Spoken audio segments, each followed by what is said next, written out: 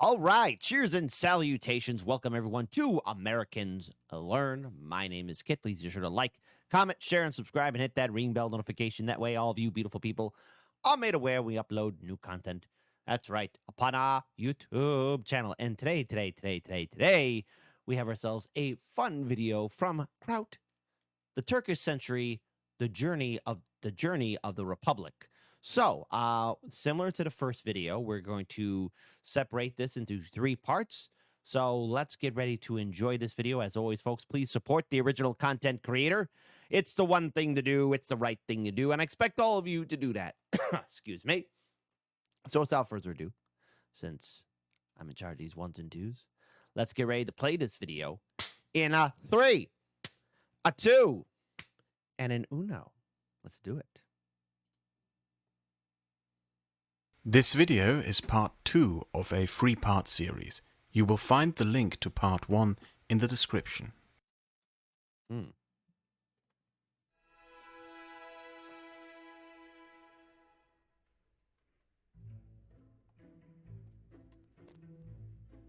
republic.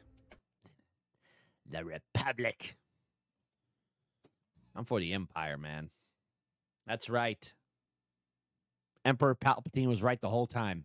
There is this pernicious rumor, especially in more left-leaning circles, that Turkey was at the brink of joining the Nazis during the Second World War. What? Which simply isn't true. The origin of that myth is the Soviet Union and Soviet propaganda. In Stalinist propaganda movies, Turks are often depicted as devious, backstabbing schemers helping the Nazis behind. Oh, I know this movie. This was, I think, okay, the director's name is escaping me, but I do know this, that this director has made other films, like, and this was like his magnum opus for like this, and this film is pure propaganda, but it's so filled with propaganda that I view it as a work of art. It's pure gold. The villains are like Saturday morning cartoon villains. Like in this scene right here, first name Adolf, last name Hitler's meeting with the various powers of the world, all the Axis powers, it's Nazi Germany, fascist Italy, the Empire of Japan, all these counts and tyrants, even the Papal States are there. And I almost feel like bringing out that old Super Friends voice. Hold on. If I'm going to do this properly, hold on. Meanwhile, in Nazi Germany, in the halls of evil, Hitler gathers the forces of darkness around him to conquer the world. Okay, wasn't my best bet, but hey, we're here to enjoy the video. But this movie is pure gold. And it's pure propaganda, but it's great, especially the end scene when Stalin flies into Berlin. And then everybody's there to celebrate the victory. The Americans are there, the French, the British, even prisoners from Auschwitz. That's right. You heard me. Everybody's there celebrating. Like, yeah, Stalin beat Nazi Germany. It's great. It's funny. It's a work of art. 10 out of 10. Life-changing movie. I gotta quit smoking. Behind the backs of everyone while pretending to be neutral. The reason for this open hostility by the Soviets is, however, rather simple. All state entities inherit the geopolitical ambitions of the entities they replace, and the Soviet Union is no different. Just like its predecessor, it couldn't help but have a desire for Istanbul. When the Soviet Union collapsed, the Kremlin archives revealed that Stalin was actually negotiating with Hitler for permission to invade Turkey and divide it up with him, just as they had done with Poland. What Stalin didn't know is that when he started these negotiations, Hitler was already planning the invasion of the Soviet Union. By and large, the Second World War was uneventful for Turkey. It accepted droves of Jewish refugees and prepared itself for a potential invasion, but by and large it had other things in mind. Something, however, did appear briefly that would years down the road cause more trouble. When Hitler invaded the Soviet Union, a group of Turkish fascists emerged to proclaim the need for Turkey to join the Nazis and conquer Central Asia to create a Turkish empire for a Turkish race. These people, led by the then unknown Alparslan Türkes, were considered to be an annoyance and nothing more. Ataturk's successor, İsmet İnönü, didn't appreciate this rabble and had them sentenced to several years of hard labor and went back to working on rebuilding the Turkish society. The continuing Soviet hostilities towards the Republic led to the government abandoning one of Ataturk's changes to the state. They abandoned neutrality and allied themselves with the United States and by that extent the Western Bloc. All right, well, there was the USA.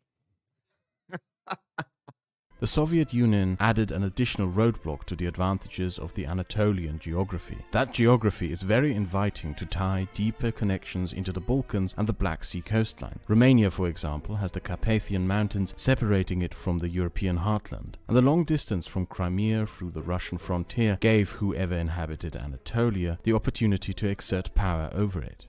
With the Cold War, that potential sphere of influence and trade was gone. Turkey needed to search for outsiders and chose the United States. In exchange for 2 military bases on Turkish soil, the Turkish army received massive financial aid and American weapons. Turkey was to be the southern bulwark against the Soviet Union, and many forget today that from the 1950s to the 1980s, Turkey had the second largest and second strongest military in NATO. This increased the power of the military as a political force within the state. Ataturk's economic... Well, I didn't know that. That was, that caught me off guard. All right, hey, you learned something new. That's why it's called Americans Learn. Policies had been mainly left-wing, and these policies became cornerstones of his party, the Republican People's Party. In later years, he started reforms within the country's social system and economy, which would shape the Republican Party into becoming the center-left, secular, social democratic party that it is today. Organized labor unions, national industries, state-subsidized economic reforms in agriculture and industry, a progressive taxation system, as well as a social welfare and security net. In Turkey, the 1940s were dominated by the implementation of these social and economic reforms until something got in the way. That pesky democracy that Ataturk wanted to achieve. Let's get back to the previously mentioned Erziehungsdiktatur. Harald Neubert, the man who coined that term, was a socialist.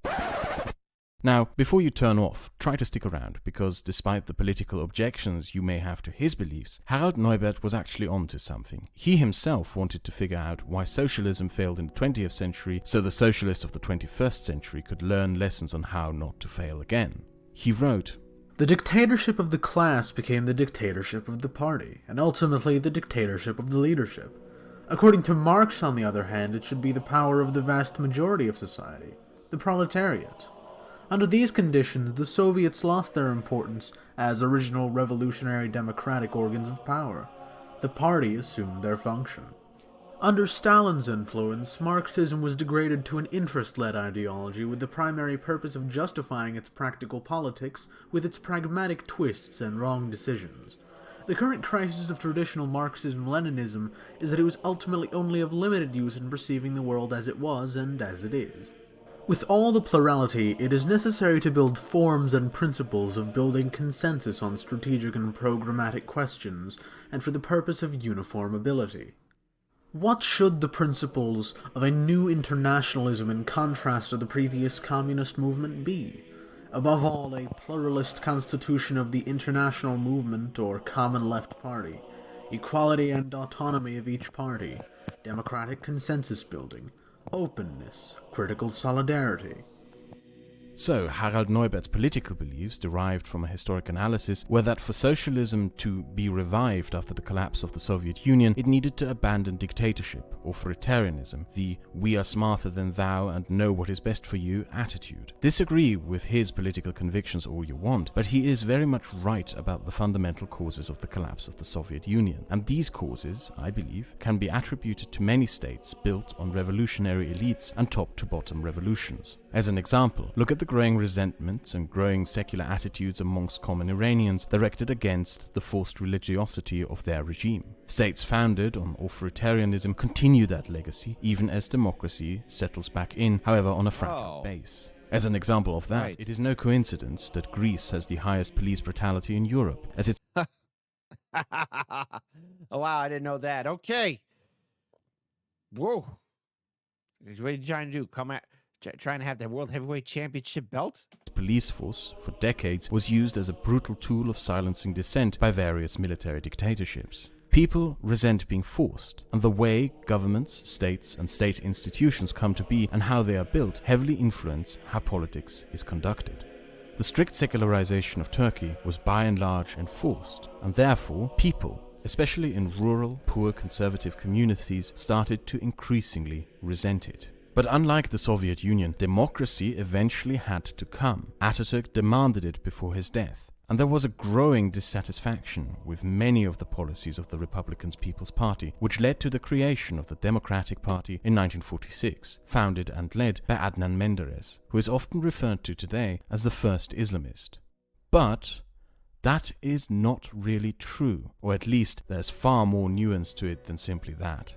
When people hear the word Islamism, they often tend to think of this, or that. When I hear the word, I think of this, a broad field of divergent political interpretations and movements who try to justify their political agenda and authority through the Islamic religion. And Islamism in Turkey is very different from Islamism in Iran or Islamism in Saudi Arabia or even Islamism in Egypt. The story of Turkish Islamism begins with a man called Said Nursi, a Kurdish cleric in Turkey who, during the Young Turk era, wrote reform pieces on adapting Islam into a modern age through what he called science for theologists and religion for scientists. He became part of the Young Turk government, was captured by the Russians during the First World War, escaped during the Russian Revolution, and returned to Turkey. During Ataturk's rule, he retreated into the isolation of the mountains of Anatolia to think, write, and formulate ideas. He was put on trial several times, charged with attempting to undermine the Republic. He continued writing and founded the Nurkuluk movement. He believed that Islam would have to adapt to the demands of a modern world and accept some concessions to democratic forms of governance, but still demanded the establishment of a unified Islamic state under Sharia with Mecca as a capital.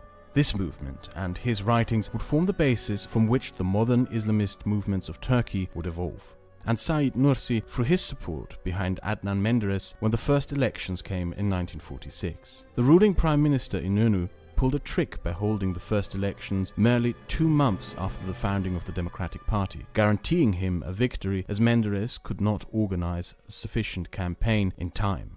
But 4 years later, during the next election of 1950, Adnan Menderes became the first democratically elected Prime Minister of Turkey. Menderes came from a wealthy family of landowners in Edirne, and to think of him as just an Islamist is a false description. His opposition was mainly to the economic policies of the Republican Party. He was in most points an advocate of conservative liberal economic policies, the deregulation of the economy, the removal of subsidies, the cutting of the welfare state, privatizing national industries, and stepping away from state-guided planned economics. The support base of his Democratic Party were large landowners and the newly forming industrialists and business owners of the newly created urban and metropolitan areas. The idea that Menderes was an Islamist stems from his campaign promises to permit the practicing of Islam in public and permit it to regain a cultural relevance again. In no way did Menderes, throughout his terms as Prime Minister, ever challenge the separation of religion and state itself. He undid the ban on the call to prayer. He permitted the broadcasting of religious messages on radio, which had been banned by Ataturk. He introduced religion as a subject in the school curriculum with the caveat that parents could decide to reject it for their child, and permitted the open...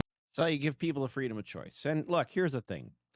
Not all one person's the same. We all have different opinions and perspectives. You just got to treat people with respect. That's all. Isn't that a controversial statement? Just treat everybody right. Just let everyone be as how they be, you know? Don't hurt nobody. Don't oppress nobody. Don't put your jackboot on their neck, and live your best life as best you can. But we've never learned that lesson, have we? Of religious schools under strict government supervision. He also lifted Ataturk's ban on the building of new mosques and churches. These changes were marketed under the motto of "Return to Islam," but were in no way an attempt of re-Islamization of society. The Democratic Party, from a modern perspective, had more in common with conservative parties around the world. Liberal economic policies of deregulation, cutting off welfare spending, in combination with religious moral overtones. His economic policies initially bore fruit. Productivity increased, economic growth increased, and large parts of the Turkish industry modernized. This economic success in large parts modernized the Turkish economy and brought more capital to the country. But it also sowed the seeds of his downfall. His trade deals and economic modernization policies were mainly focused on the agricultural sector. He opened deals with the United States that allowed for the import of modern American farming tools such as tractors, to build a modern, mass-production agriculture industry, no longer focused on domestic food production, but the export of enormous quantities of cheap fruits and vegetables to Europe. But only a few Turkish farmers could actually afford those, mostly only wealthy large landowners, like Menderes himself. The result of this was that small farmers went bankrupt and then sold their small farms to large... Oh, you clever bastard. Ah! What about those farmers?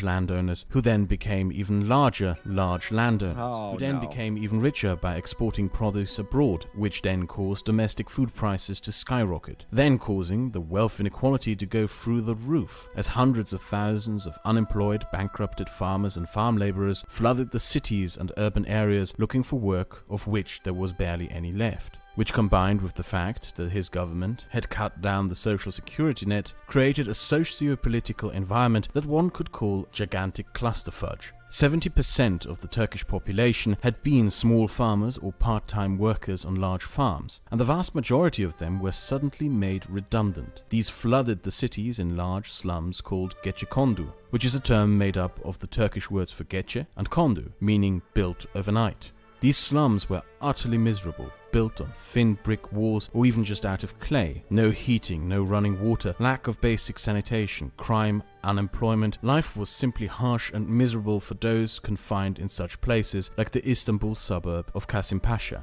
which is barely a stone throw away and within sight of the wealthy districts of the city. In Kasimpasha, the son of such a poor family, a certain Recep Tayyip Erdogan, spent his childhood selling That name sounds familiar. Who is that? Who is that? Postcards, receiving regular brutal beatings by his father and dreaming of being a football player. Menderes had a huge problem of his own making at his hands. He had been elected by and large by poor farmers who he had won by promising and giving them their religion, and he had then proceeded to make most of them unemployed. By 1955, Turkey had been plunged into a severe economic crisis, and he needed a solution to this problem, and the solution he found was to blame minorities. Hey! Who didn't see that one coming? Menderes took advantage of escalating tensions between Greeks and Turks in Cyprus to rile up xenophobic mobs amongst the impoverished, directed against Christians and Jews. At the peak of this toxic campaign stood the Istanbul pogroms of 1954. Istanbul. Listen. It's Constantinople, okay? It's Constantinople. Okay? It's Constantinople. In which angry mobs set fire to and vandalized dozens of Christian churches, foundations, schools, as well as synagogues and non-Muslim cemeteries. Large parts of the last remnants of the Greek minority fled to Greece, and 15 people were killed. However, this campaign strategy, if you can even call it that, got him re-elected, but it also brought him under the increasing suspicion of the army, whose generals saw in this riling up of religious hatred and violence against non-Muslims, which they literally had to stop by rolling up tanks in Istanbul to stop the rioting mobs, as a grave attempt Constantinople. At undermining the secular institutions of the state. They were also increasingly uncomfortable with the economic chaos and saw his economic deregulation reforms as a massive failure. During Menderes' second term in office, the situation worsened. Unemployment kept rising. Now even the urban middle classes that had been built before him started losing their jobs and inflation skyrocketed. He was being questioned everywhere and the opposition had a field day. Menderes reacted by seizing ever-increasing control of public broadcasting, turning it into a propaganda tool that exclusively broadcast material in his favor, clamping down with state repression against opposition members, clamping down with police brutality against protesters, as well as shutting down newspapers and journalists that dared to criticize him. And in an attempt to regain the masses of unemployed former farm workers and farm laborers who had voted for him before, he promised to lift more secular restrictions on Islam. It was then when Menderes made his final mistake. After the army chief of staff, General Kemal Gürsel, expressed his displeasure at the increasing state of the country, Menderes fired him and threatened to seize the army's constitutional political powers as the protectors of the republic, which Ataturk Oh no. buddy, buddy, buddy. You really crapped the bed there. This is a recipe for a complete freaking disaster. Had given to them. Gürsel organized a coup that overthrew Menderes in 1960. He was put on a show trial and charged with undermining the Republic, sentenced to death and hanged with several of his ministers. In a gruesome spectacle, the army had pictures taken of his body as it hung from the gallows to be published in Turkish newspapers. There are many videos out there by First time. Idiots, but also by people who should know better, claiming that all the military coups in Turkey happened to clamp down on Islamists. And that is simply not true, for later coups in particular. But with this one here, it is worth pointing out that the reasons are not as easy to pin down. You could blame the lifting of the restrictions on religion, but those liftings of restrictions were minimal and didn't challenge the secular nature of the Republic. You could just as much blame the catastrophic consequences of an overly zealous liberal economic policy of deregulation. You could blame Menderes' xenophobia-built re-election and increasing despotism. But you could also blame that he tried to subdue the army under the power of a civilian government. Or maybe it's all of these reasons combined.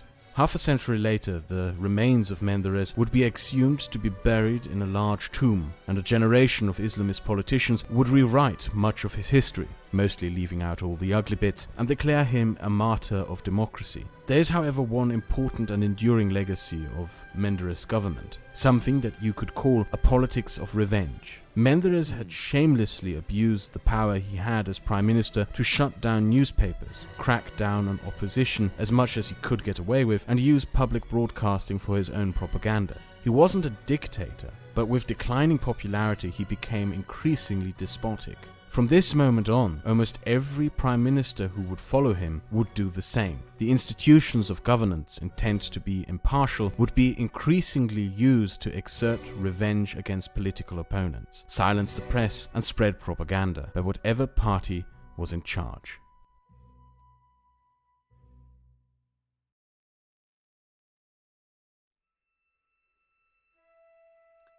Well, getting hanged. Jeez, what a brutal way to go. But that guy was his own worst enemy. I mean, seriously, you're making everybody angry. You're blaming minorities. You're trying to expand people's quote unquote power. But the thing is, the people who you're trying to help, you keep on stealing more of their land from, and then you start pissing off the army. I'm sorry, folks, but when you start making everybody angry, don't show up the bar. Don't show up at the bar in the evening the next day, because there's going to be a whole crap ton of people ready to jump you in the corner.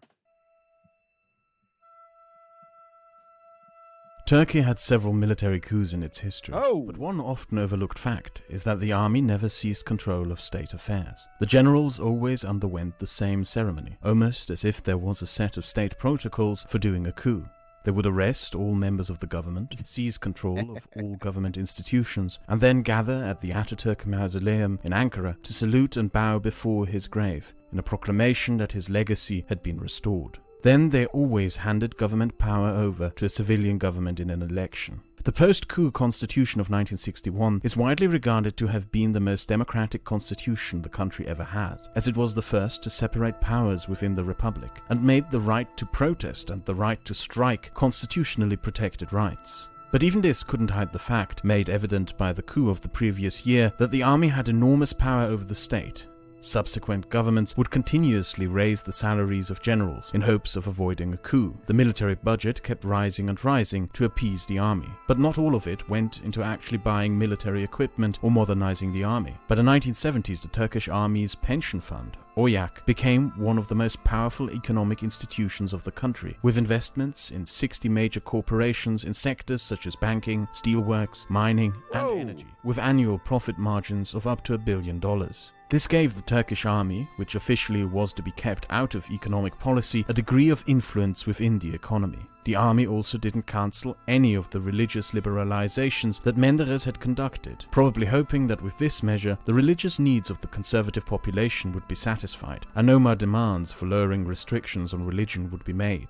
The elections of 1961 brought the Republicans back in charge, but they lost the next election to the Justice Party, which was basically just the reincarnation of the Democratic Party. This set the tone for one defining political binary of the Turkish Republic for decades to come. The two main political forces of the country, a western coastline of wealthier cities and urban areas economically orientated around industry sectors, service sector and tourism, which was secular and politically liberal and left-leaning, and the eastern Anatolian countryside. The economy there mainly revolved around agriculture and mining, very religious and politically right-wing and conservative. The 1960s would also start another chapter in Turkish Groovy, man. 1960s, oh yeah. history that would significantly reshape its own and foreign societies. Anwerbepolitik. As the Turkish economy was in turmoil, the German economy was booming. At one point, there were simply more jobs than there were Germans, resulting in a German policy of opening to foreign labor within the German economy. Between the 1950s and 1973, Germany imported hundreds of thousands of Spaniards, Italians, Greeks, and Turks to work as laborers in the German manufacturing sector. For the Turkish government, this was beneficial. They could send their unemployed abroad and their Hey, go get a job right now. lower the unemployment rate at home. They also believed that these laborers would come back home after 5 to 10 years as educated mechanics and engineers to help the Turkish economy. Several hundred thousand did, but neither Germany nor Turkey anticipated that several hundred thousand would also stay in Germany and become part of the German social framework, thereby tying the German and Turkish culture and societies closer together. Turkish society in general had undergone some dramatic changes as the first generation of republic-born citizens reached adulthood, higher educated, more confident in political convictions and beliefs and willing to express those. 555K was the name of a protest movement against Menderes that Menderes had attempted to shut down. Turks were now willing and ready to go out onto the streets and protest what they perceived to be social injustices. What consequently developed was an increasingly pluralistic society. But don't confuse pluralism with diversity. Diversity as a political term only recently appeared as a descriptor and measure of the multitude of differing cultural and religious backgrounds within a society. Pluralism, however, is the existence of a multitude of competing political beliefs within a social framework that allows for all to be equally expressed. Not a fan of the two-party system, but yeah, there it is. Yeah, you get two choices here in America, Democrat or Republican. Eesh. What could go wrong? What could possibly go wrong? That pluralism is essential within a democratic society for it to function, and it increasingly showed itself especially in the liberal West. Labor unions, student organizations, public political discourse. Turkish society throughout the 1960s became increasingly more politically active. Meanwhile, in the East, society, however, became more politically reclusive. Whereas the West found itself more tied into Europe, both culturally and politically, the East saw itself as cut off and left behind. In his book, Understanding Turkey, Gerhard Schweitzer describes a society in Eastern Anatolia that begrudged the fact that nobody spoke Arabic anymore, that saw itself as cut off from the Arab-Islamic cultural sphere that it wished to be part of. A land in which people went to mosques to listen to Arab sermons, even though none of them even spoke Arabic anymore. A land where the devoutest Muslims learned to memorize the entire Quran in Arabic, despite not even speaking Arabic, and therefore not even knowing the meaning of what they had memorized. In its first 20 years, Ataturk's republic produced a generation that saw itself as modern and tied into a more global politique as part of the Western world, but it also produced a generation that saw itself as divorced from its cultural homeland and sphere against its own will. Pluralism may have arrived in Western Turkey, but it hadn't in the East, where the religious conservatives saw themselves as increasingly marginalized and excluded from the wider socio-political and cultural conversation. And then, everything blew up. And it happened where you probably didn't expect it to. The year 1968, with all its riots and protests around the world, hit Turkey like a bomb. Students and left-wing workers rioted throughout the streets of Istanbul. Marxist pamphlets. Again, Constantinople. Constantinople.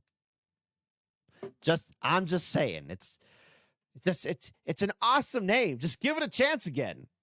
papers and other material were in wide circulation, and even though the Communist Party was officially banned, there were simply too many for the police to arrest. Tensions escalated when the US 6th Fleet was stationed in Istanbul. A group of radical leftist students kidnapped family members of US-stationed soldiers in Turkey. This, combined with the continuing economic decline, gave the Turkish army a new cause for a coup.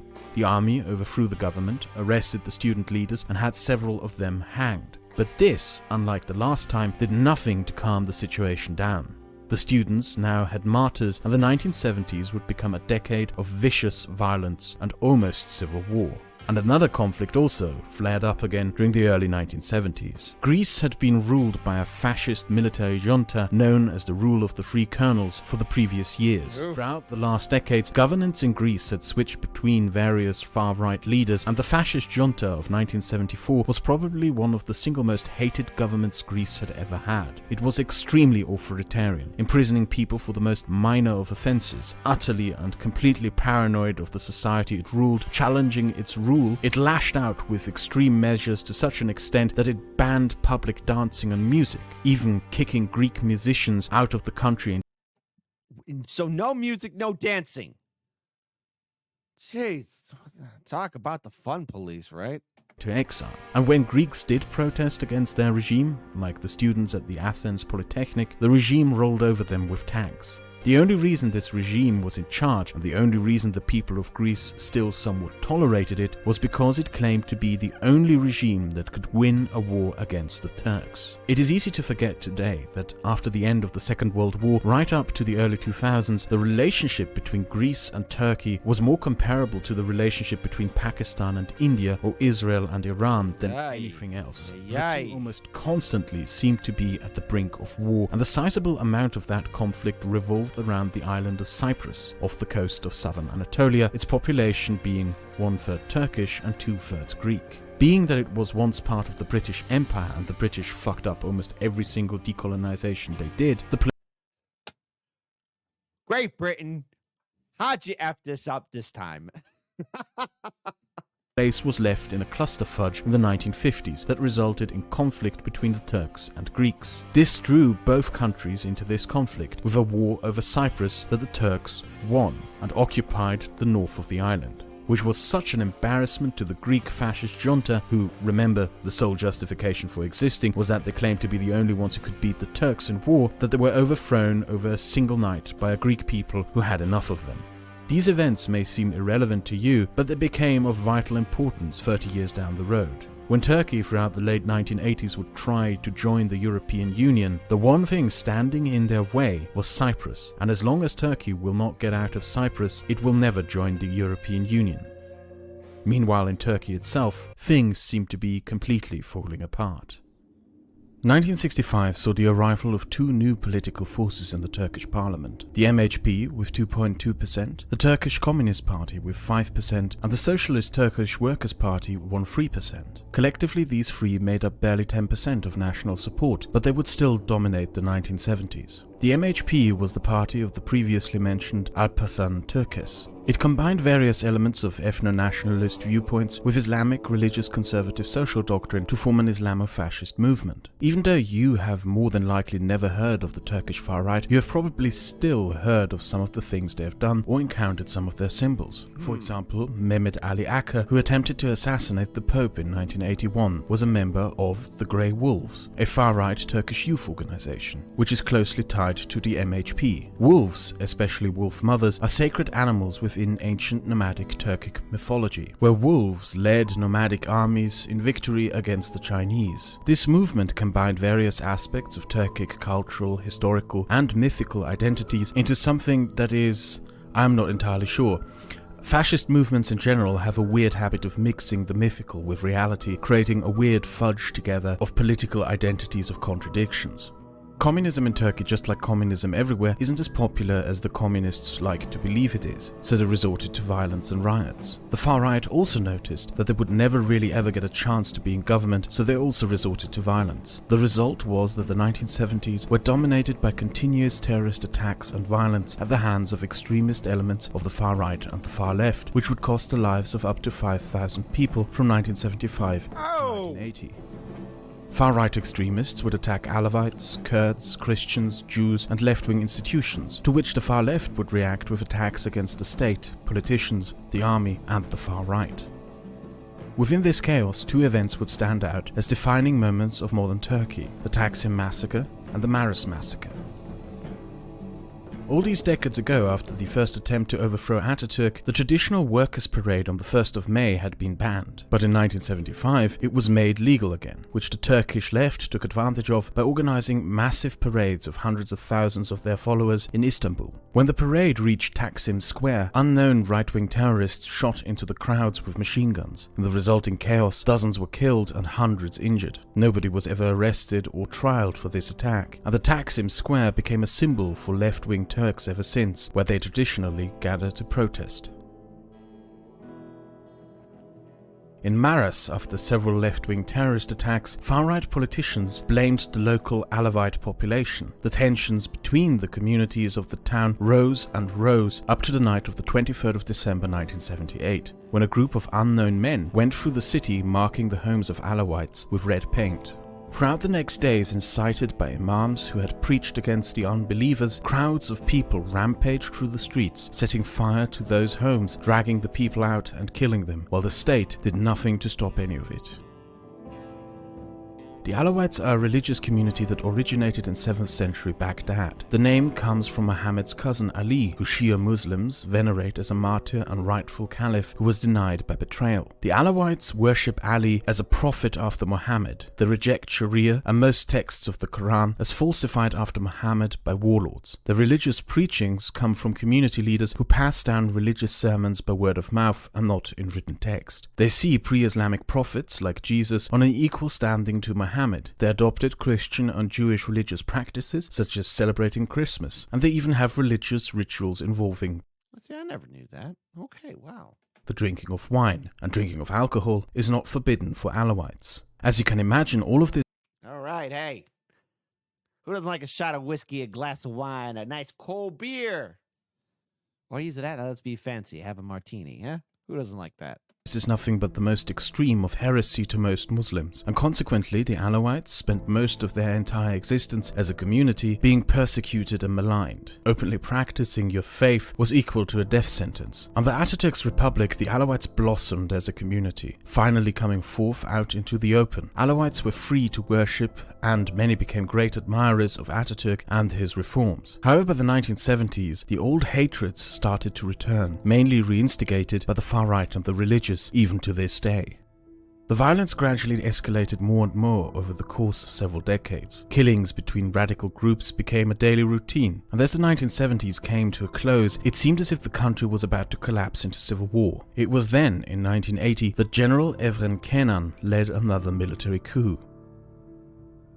The public at first cheered the army, but what happened next would deeply scar Turkish society. The army seized control of the courts and executive and launched a massive purge. Under the pretense of cleansing society of communism, tens of thousands of Turks were arrested, tortured, and thousands were killed and disappeared. Left-wing parties were forbidden, cultural centers were shut down, philosophy and politics classes were banned from the nation's universities, debating politics was forbidden at all educational institutions, dozens of prisons were built to stuff the thousands of arrested citizens into. Labor unions were forbidden, organized labor movements forcefully dismantled, and the conflict with the Kurds flared up into a full-blown war as the army engaged in a crackdown, marking the beginning of the Turkish-Kurdish war that still continues to this day. General Kenan was a symptom of his time. Similar things were happening in Argentina and Chile at the same time, and in many ways Evren Kenan was the Pinochet of Turkey. As he proclaimed to exterminate communism in Turkey forever, the waves of arrests, torture and state killings he signed off to targeted far more people from all walks in life, all across the political left of center. People were arrested and tortured for merely buying foreign books and magazines that the regime deemed to be subversive. And to this day, the mothers of those who disappeared between 1980 and 1982 protest each weekend, demanding to know what happened to their children. In 2014, General Evren Kenan eventually had to stand trial for what he had done, and even though some in the extremist right may still praise him to this day, most Turks think of him as a butcher and mass murderer. As the torturing and murdering was being done, the generals and colonels of the army faced a problem. How does one exterminate communism? Communism is an idea, and even if you kill all those who hold these beliefs, who is to say that they won't reappear in other people's minds? All right, we're going to stop here because, my goodness, a lot of you are saying, hey, check out part 2, and we are. And we're going to separate this series into 3 parts. But I was completely unaware about the amount of political instability, or either that, the treasure trove of information of what was going on in Turkey. A lot of this stuff isn't taught in American classes, and let's face it, in this day and age, I think a lot of us are distracted by our smartphones. Sorry if you heard my phone buzzing. I forgot to put it on mute. But wow, how to hold on to a republic and to maintain it. The most difficult task to do in a crazy world where everyone thinks that their idea is the best. Look, whew, I for one have to say I'm going to continue on with this series, and if you want us to check out more from Kraut, please type in the comment section below. Clearly, someday, not today, I do plan on doing some kind of trips. I do want to visit Japan again, but I gotta tell you, I'm kind of interested in seeing Turkey and Greece and other parts of the world, because since I've been doing this channel, and channel's called Americans Learn after all. You see places around the world, you hear their history, you hear their stories, their culture, their music, their food. You want to learn more about it. So let's find out next time on how to maintain a republic, or the journey of a republic, and keep it strong, right? Because we need to have a republic after all, because everyone has an idea. Just maintaining it and getting along with each other is a whole other situation altogether. So, without further ado, please support the original content creator. Please be sure to like, comment, share, and subscribe. We hope all of you have learned something here at Americans Learn. And as always, keep your heads on a swivel, drink water, and remember, take good care of yourselves and each other, you hip, cool cats. And let's all try and get along with each other. We could try. Let's not make any promises, but we'll try. An effort should be made.